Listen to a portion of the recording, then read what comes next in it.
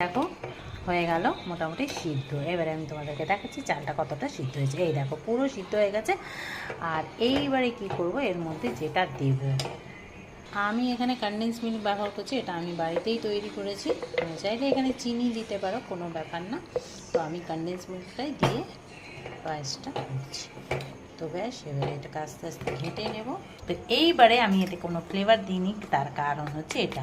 তো আজকের পায়েসটা করছি আম দিয়ে, পাকা আম দিয়ে।